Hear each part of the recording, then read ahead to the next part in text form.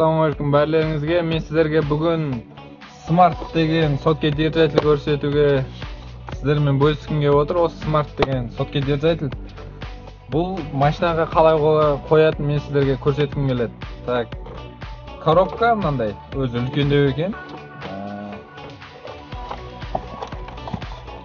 Мынандай өзі біреу болады, артында екі насадкасы болады. Біреу печкаға, екіншісі оны ұстап тұратын қорапшасы. Ішінде және USB болады екен, мынандай үлкен өзінің қара USB болады.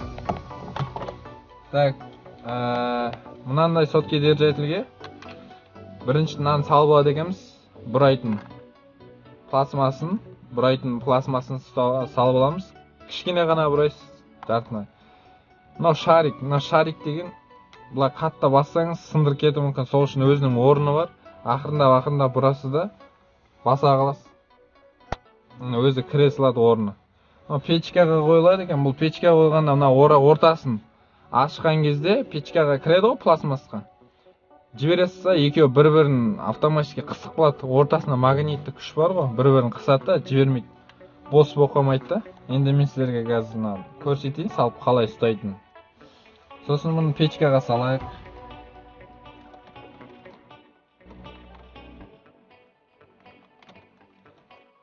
Так, печкаға салып жөндеп тұрғызып алайық мынаны. О, міне кірді. Жөндеп. Әдемілеп қойып алайын міне. И бір жағы USB бұныңқы. Мынандай обычный USB. Оның түп жағында тығатын жері бар, USB соған тығамыз. Әкеп.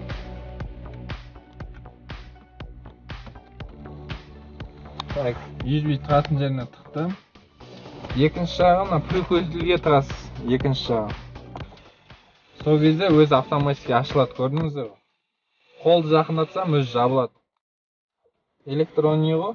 Қолды сезгіш қасиеті бар бұның. Қолды жақындатсаңыз, бұлай ашады өзі. Сотканы апарамыз. Ашылады. Сотканы қоямыз, жабылады. Сотке держатель өте ыңғайлы, жақсы екен. Бұның бір қасиеті жаңадан шыққан телефондарда осылай қойсаңыз зарядтайды екен. Қуаттандырады да, сіз USB-де баяғыда жүрмейсіз да. Samsung ба, iPhone ба не деп, любой телефон қоясыз, өзі зарядтай береді. Өзі ыңғайлы, USB баяғыда іздеп керек емес жаңадан телефондарға. Ал ескі телефондарға, мына алатын кезде қолыңызды артына жақындатасыз, аласыз. Кейбір кезде ашпай қалуы мүмкін.